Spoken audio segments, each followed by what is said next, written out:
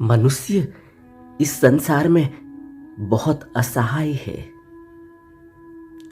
जैसे बंध गया हो, जैसे आपने देखा होगा कि कोई पशु, उसको बांध दिया जाता है, करके रहना नहीं है, वह तो जंगल में घूमता है। एक जंगली जानवर अगर उसको बांध दिया जाए, उसको कैद कर दिया जाए, तो उसकी कैसी स्थिति होती है, यह हम सब अच्छी तरह से जानते हैं। लेकिन मनुष्य दिखता तो ऐसा ही है कि उसे किसी ने बांधा नहीं है। दिखता तो ऐसे ही है कि वह स्वतंत्र है।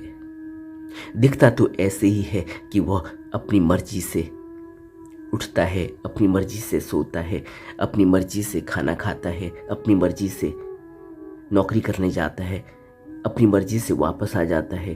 कहीं कोई रस्सी दिखाई नहीं देती, कहीं कोई बंधन दिखाई नहीं देता। लेकिन हकीकत क्या है? हकीकत हम सब जानते हैं। इसलिए मनुष्य इतना असहाय प्राणी है इस जमीन पर। इतना असहाय कोई जानवर भी नहीं है। जानवर तो सिर्फ अपने किए हुए कर्मों के कारण, या यह कह लें कि अनजान है, वह कुछ नहीं करता।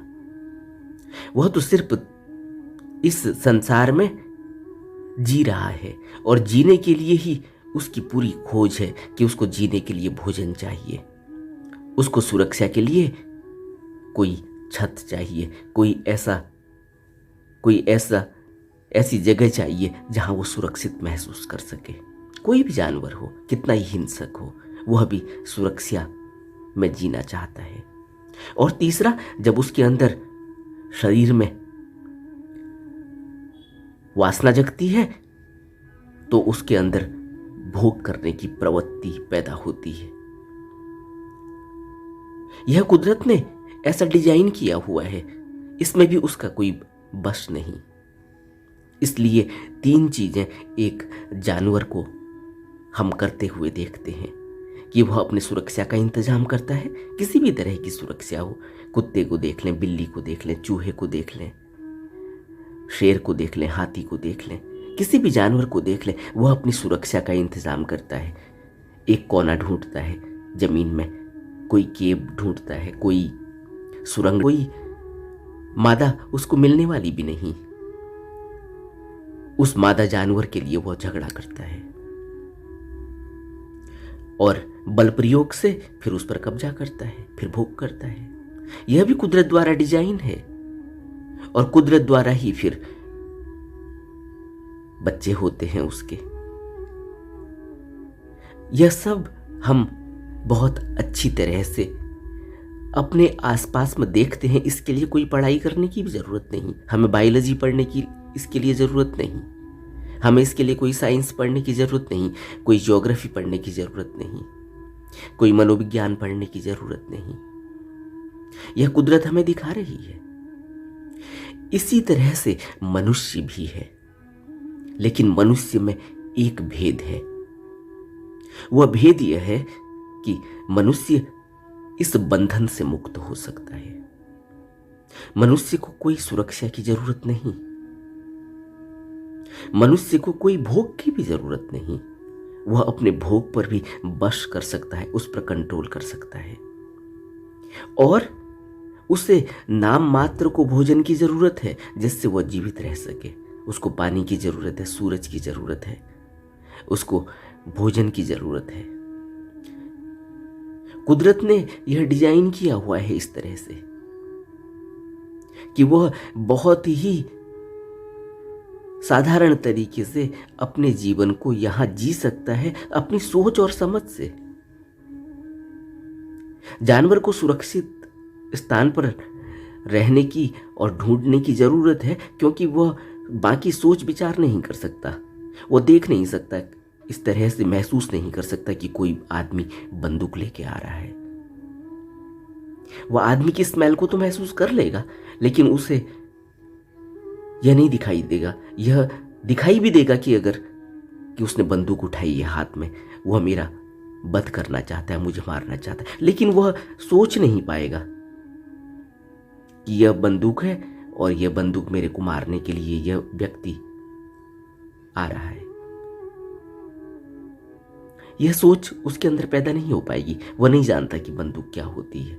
हाँ, अगर वह एक बार उसके अंदर यह उसने देख लिया कि एक व्यक्ति इस तरह से बंदूक चला रहा है और उससे आवाज निकल रही है, धुआं निकल रहा है और उससे डर लग रही है, तो फिर वह समझ जाएगा, फिर वह उस चीज को एहसास कर लेगा।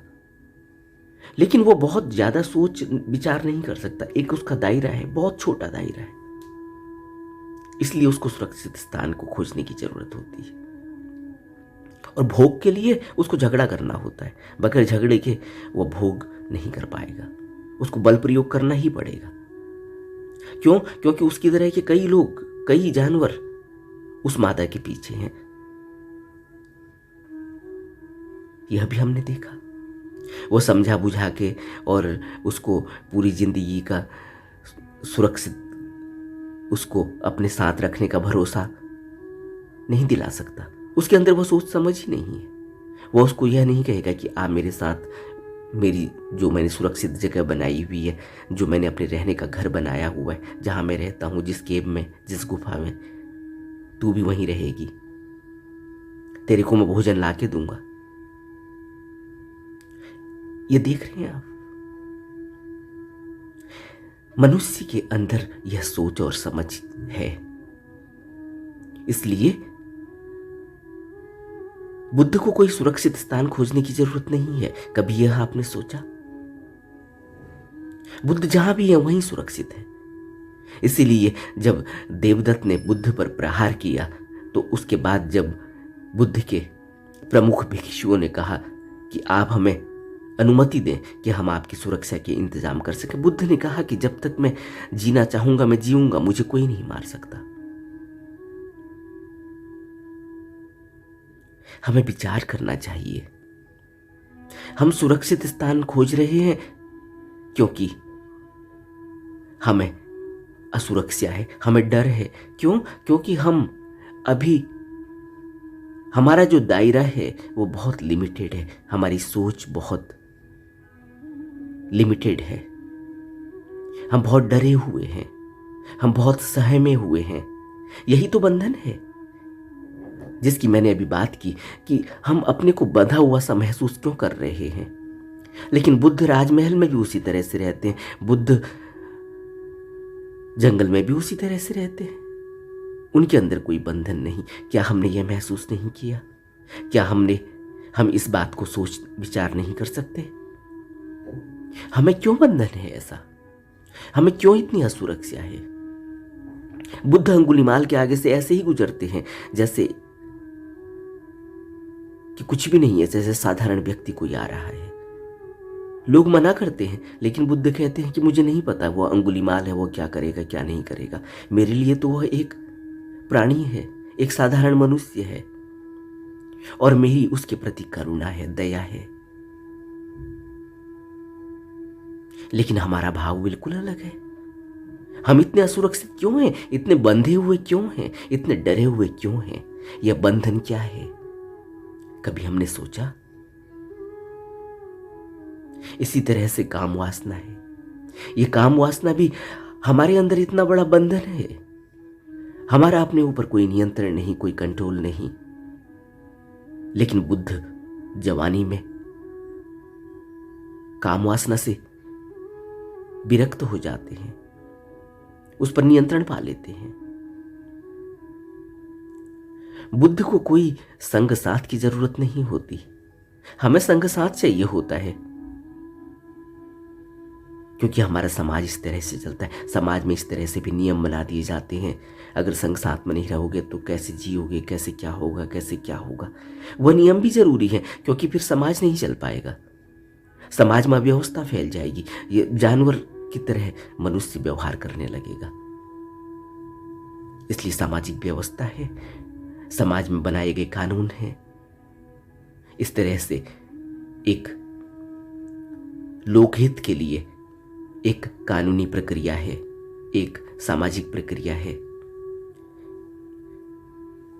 इस तरह से यह पूरा जो भी एक सामाजिक प्रक्रिया मनुष्य ने बनाई है वो चलती है। क्यों? क्योंकि उससे वह कहीं ना कहीं अपने को सुरक्षित भी महसूस करता है, कहीं ना कहीं वह कोई इस तरह का अराजक माहौल ना हो जाए, अराजकता ना आ जाए, छा जाए समाज में, जानवर की तरह हमारा जीवन ना हो जाए। क्योंकि हम सोच विचार कर सकते हैं, सोच विचार वाले प्राणी हैं, इसलिए हमने इतनी बड़ी व्यवस्था पैदा की है, इतना बड़ा समाज बनाया है, अपने अपने देश बनाए हैं, अपने अपने मुल्क बनाए हैं, अपने अपने रहने के स्थान बनाए हुए हैं। लेकिन हकीकत क्या है? यह तो बनाने पड़े हैं एक सामाजिक व्यवस्था के कारण, लेकिन बुद्ध इस सब व्यवस्था में रहते हुए भी इस व्यवस्था से ऊपर हैं। लेकिन हम बंधन में हैं। हम में और बुद्ध में क्या फर्क है? दिखते बिल्कुल एक से हैं, कहीं कोई जंजीर बंधी हुई नहीं है, न तो हमारे गले में कोई जंजीर दिखाई देती और न ही बुद्ध के गले में कोई जंजीर दिखाई देती। लेकिन बुद्ध मुक्त हैं और हम बंधे हुए हैं।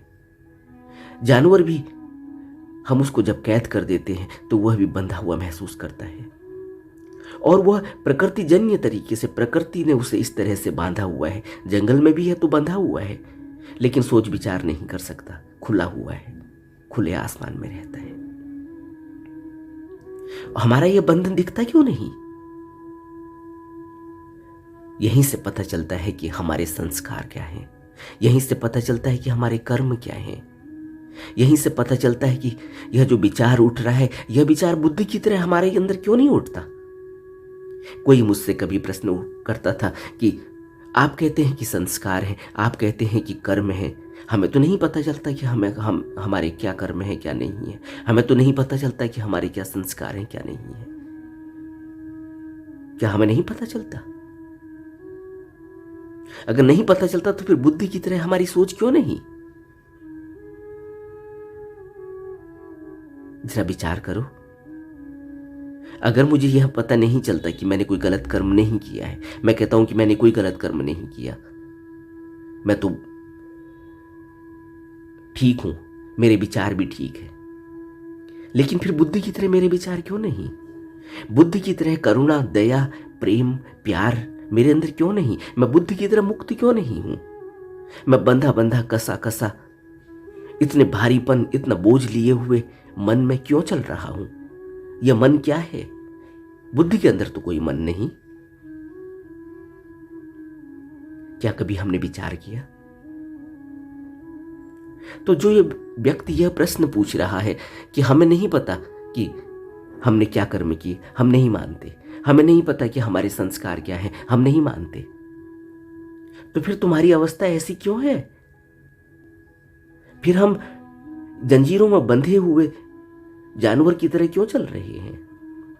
हमारे अंदर इतना कसाव, इतना भारीपन, इतना बंधा हुआ हम क्यों महसूस कर रहे हैं? कभी अपने से विचार किया? और वही बुद्ध है, वह अंगुलीमाल से भी उसी तरह से व्यवहार कर रहे हैं और एक साधारण व्यक्ति से भी उसी तरह व्यवहार कर रहे हैं। वह एक वेश्या से भी उसी तरह व्यवहार कर रहे हैं, उसके घर में खाना खाने चले जाते, लेकिन हम वेश्या को देख के दूर भागेंगे। देखा ना आपने हमारी स्थिति क्या है? कोई किन्नर सामने आ जाए, कोई हिजड़ा सामने आ जाए, कोई ट्रांसजेंडर सामने आ जाए, हमारी क्या स्थिति होती है? हम दूर भागकर खड़े होते हैं। क्यों इतना डर है?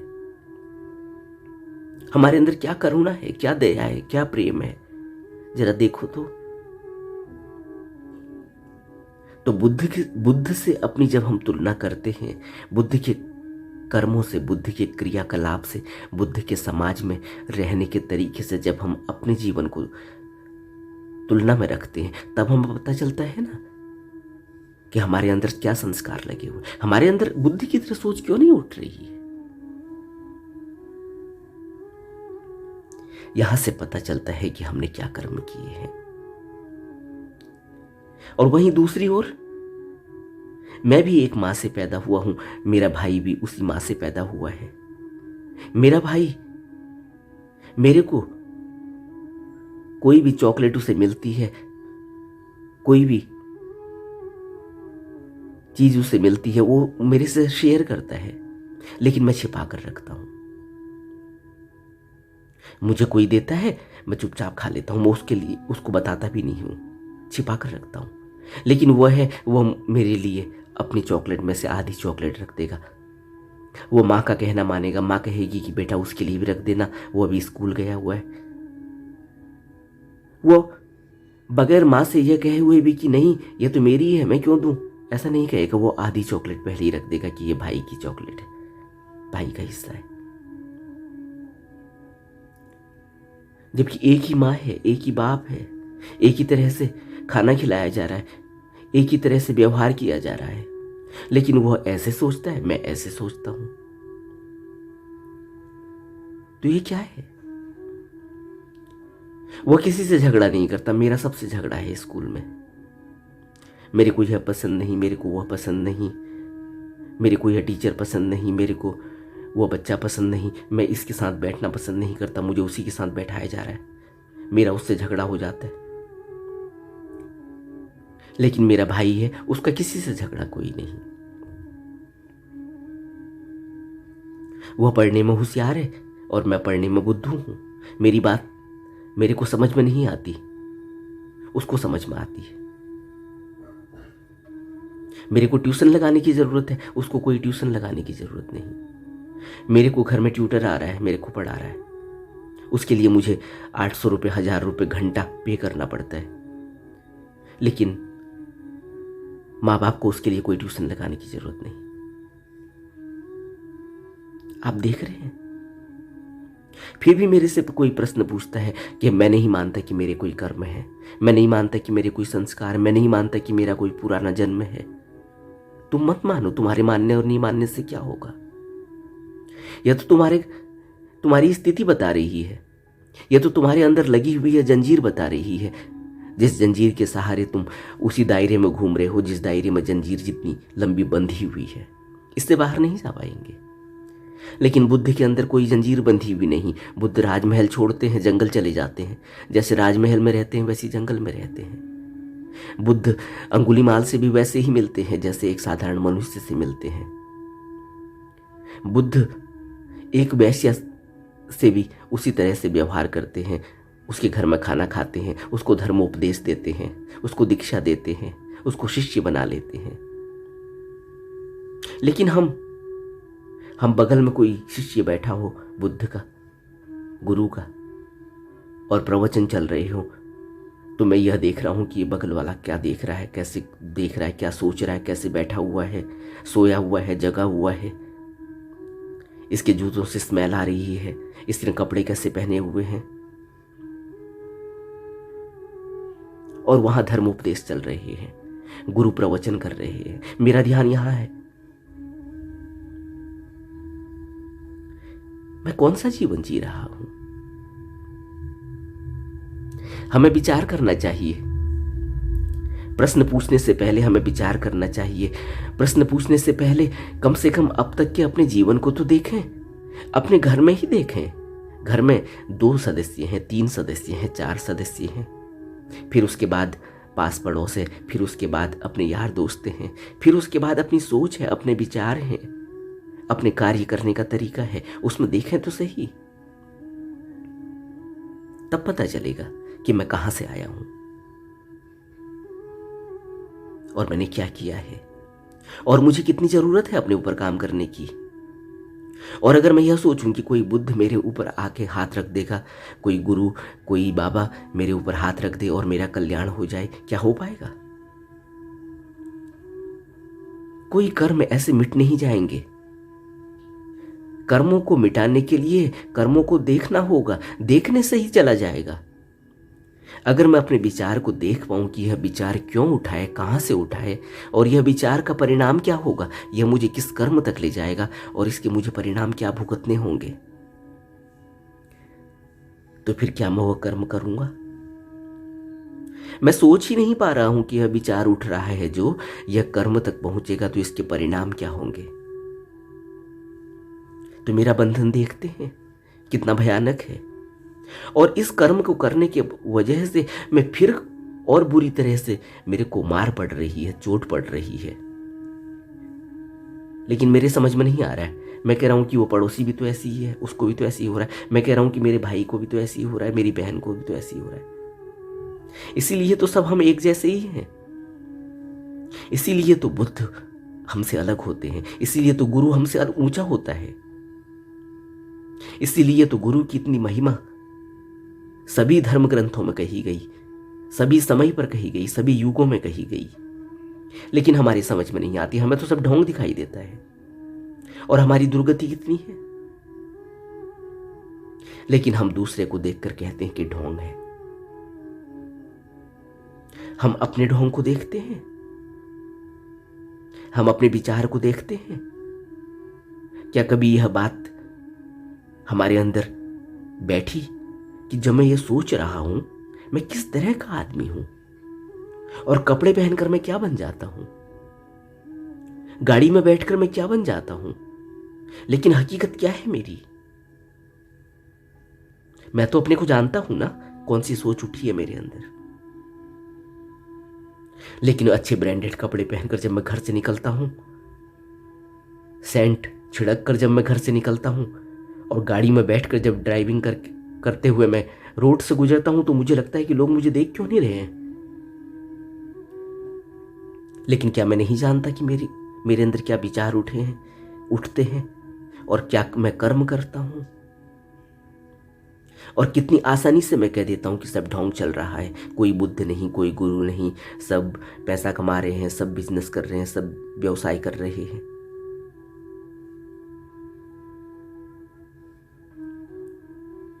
मुझे बहुत गहरे में अपने अंदर विचार करना होगा, अपने को देखना होगा। मैं कौन हूं जो दूसरे के बारे में सोच रहा हूं? मैं कौन हूं जो मैं दूसरे को जज कर रहा हूं? मेरे अंदर क्या कैपेसिटी है कि मैं दूसरे को जज कर रहा हूं? किस बेसिस पर?